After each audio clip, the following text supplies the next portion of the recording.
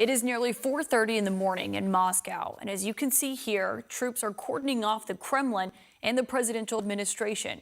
This is just the latest in a series of troubling developments that have been happening over the last several hours in a clash that has escalated into an all-out confrontation between the Wagner Group leader, Yevgeny Prigozhin, and Russia's top military generals.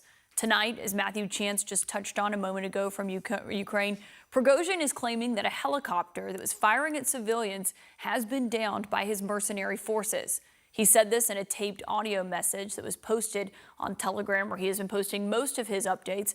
He did not give any further details, and I, of course, should note we can't verify his claim tonight. Neither he nor the Kremlin are exactly trustworthy sources of information. In a moment, we are going to speak to the former Defense Secretary, Mark Esper, for his take on what is happening in Russia. But first, we're going to check in with CNN's Oren Lieberman, who is at the Pentagon. Oren, I imagine officials there are watching this incredibly closely. Have they learned any more? Have they been able to verify any of these claims that we are seeing Prigozhin make? Not as far as we know at this point. As you pointed out in your conversation with Matthew Chance, and you just touched on it a second ago, it's very difficult to know for sure what's really happening. You have essentially three bodies here, right? You have Evgeny Prigozhin and Wagner, you have the Russian Ministry of Defense, and then you have the Kremlin, whose arm, at least for information, is Russian state media. And all of those are notoriously unreliable sources of information. Prigozhin himself will either lie or exaggerate. Russian state media, as we've seen multiple times over the past, is not to be trusted, and the Ministry of Defense is not reliable at all in terms of information it's putting out, whether it's on the war in Ukraine or otherwise. But, of course, the U.S. has tracked carefully and closely this power struggle that we're watching perhaps play out in real time right now between Prigozhin and the Ministry of Defense, a power struggle about who has more influence with Putin, who can get resources for the war in Ukraine, and in the end, of course, who comes out on top. Ever since this emerged as a more clear conflict earlier this year, the U.S., according to officials, has been trying to gather intelligence on it and collect as much as possible to try to find out where this is going. But in terms of what's happening right now and where this leads, that's something the U.S. is watching very closely. There was a sense, and there has been a sense, I should say, over the course of the past couple of hours, that this is something different than what we've seen before. Prigozhin has complained repeatedly about the ineptitude of the Russian Ministry of Defense. Normally, that has followed some sort of Ukrainian breakthrough or tactical success on the battlefield. Not anymore. There wasn't any apparent Ukrainian success that would lead to this. This is Prigozhin openly complaining and perhaps acting, and that's why the U.S. is watching how this plays out so closely, Caitlin. The question, of course, where does this go from here as we watch these videos from the Kremlin of it being cordoned off? Remarkable in many ways. Yeah, and the fact that it's all happening in the middle of the night there. The conversations, the correspondence, as we both know, is between Russia and the U.S. has been pretty sporadic when it comes to Defense Secretary Lloyd Austin and top Russian generals. How are they assessing, how to verify these claims of what that looks like? That's an excellent question. The U.S. has its own sources of intelligence, whether it's a SIGINT collecting signals intelligence or human intelligence, to try to get a better sense of what's really happening here. And as valuable as that's been over the course of the past year and a half as this war has played out, at a moment like this, it becomes even more valuable. The conversations between top military leaders, Defense Secretary Lloyd Austin, Joint Chiefs Chairman General Mark Milley, and their Russian counterparts have been incredibly sporadic, but there has been repeated, if not truly regular, outreach here to try to keep those lines of communication open.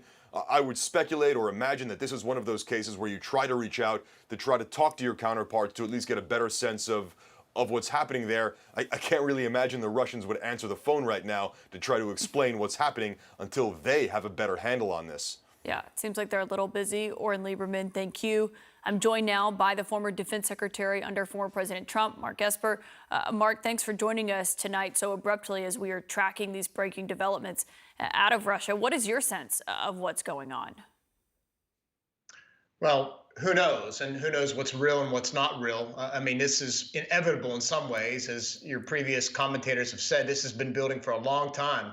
Prigozhin has been very critical of the Russian military, particularly Sergei Shoigu, the defense minister. So this has been building up for some time. If you recall, a few weeks ago, after the siege of Bakhmut, if you will, ended, there was a confrontation between Wagner and regular Russian troops on the ground.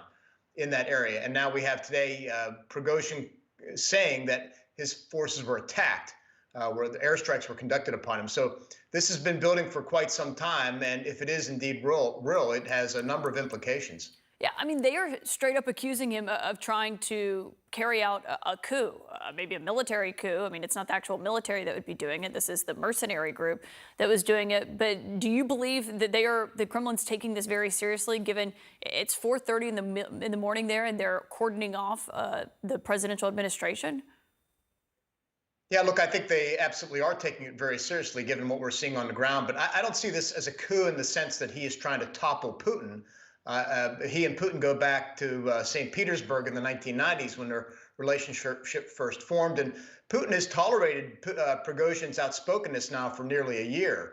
So there's that at play. This is clearly between him and the defense ministry. But I think the tricky thing here that we all need to keep in mind is this is more than just a drama between Shoigu and Prigozhin, or between Wagner and the Russian military.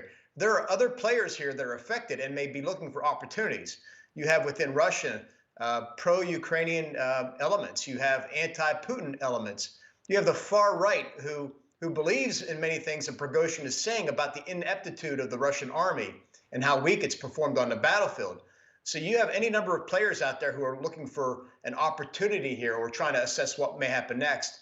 And then you have, the Russian soldiers who are on the front lines right now in Ukraine and they got to be wondering, what is going on with my leadership? And when you're dealing with a force that is, a fair number of conscripts who don't want to be there in the first place, you really got to ask yourself, what does this do to their morale?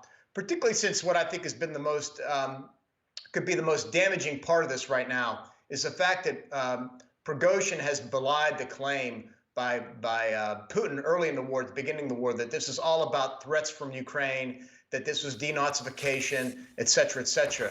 Prigozhin has undermined all of that by saying it's not real. Putin was lied to by his generals. This is about senior officials and oligarchs wanting to plunder the rest of Ukraine. I think that does incredible damage, well beyond what happens in the next 24, 48 hours when it comes to the war effort and Putin's credibility. Yeah, because that's not coming from a U.S. president or some leader in Europe. He's basically saying this idea that it was the threat of NATO aggression was made up by the top brass in Russia and their corrupt elites. And he said it was, quote, needed for a bunch of scumbags to triumph and show how strong of an army they are. Mark, you've been in the... Yeah, so... Well, I was just going to say, just think if you're, a Russian mom and dad, asking yourself, what? I thought this was about defending Mother Russia, and all of a sudden we realize it's not, that it's Prigozhin is telling the truth. And again, if you're a Russian soldier on the front line trying to beat back the Ukrainians right now, you got to ask yourself, is it worth giving my life for these clowns at the top? Yeah, and that had already been an issue they were dealing with. You have been in the seat that Defense Secretary Lloyd Austin is in right now. What would you do? How do you monitor this? I would be calling our intelligence community to get the best assessment I could of what's happening on the ground. There would obviously be talks with the State Department and the NSC at the same time going on continuously. I'd be reaching out to the European commander, General Cavoli, who's also the SAC-Euro commander, finding out what his assessment is. Certainly Jens Stoltenberg, the NATO Secretary General. And then I think you have to look at some of your NATO allies, the frontline states like in the Baltics, Sweden, Romania, people who really understand Russia well and know what's going on. See if they have any interesting insights about what may be happening. I would try and tap as many sources as possible to find out what's going on and how the United States, NATO, and others may play a role, may help Ukraine make their way through this next 24, 48 hours as this situation develops. Former Defense Secretary Mark Esper, thank you for hopping on with us tonight. Thank you. And now we go to the White House, where CNN's Jeremy Diamond is. Jeremy, I know you've been talking to your sources there. What are they saying about this so far? Well, Caitlin, at this hour, I can tell you that President Biden has been briefed on this unfolding situation, and it's so important to note how fast-moving this situation is inside of Russia. And just like us, the White House is also seeing a lot of this open-source intelligence, a lot of what is coming across on the internet, and they're also, of course, adding to that what U.S. intelligence agencies are actively gathering. Now, I'm told that the White House is actively monitoring this situation. The National Security Council spokesman, Adam Hodge, he said, quote, "We are monitoring the situation and will be consulting with allies and partners on these developments." Now, it's important to note that not only what the White House is saying, but what they are not saying. And what they are not saying right now is they are not calling this a coup. They are not confirming how serious of a situation this is, and they are not confirming any of the footage that we are seeing on the internet, any of that open source intelligence. What I can tell you, Caitlin, is that the White House has long been monitoring the tensions between the Wagner Group and the Ministry of Defense. This is something that they have talked about as early as January, where they called the Wagner Group a rival power center to the Russian Ministry of Defense. All of that, of course, because of this central role that mercenary group has been playing in Russia's war effort inside of Ukraine. And so this is a situation that's going to have so many implications. The war in Ukraine, of course, foremost among them. But even if you take that out of the picture, just keep in mind the fact that Russia is a nuclear power. And so any kind of power struggle inside that country is going to be hugely significant with a number of geopolitical implications. Certainly something that I'm told the White House is going to be monitoring all night long, and I'm sure the same is happening in key capitals around the world.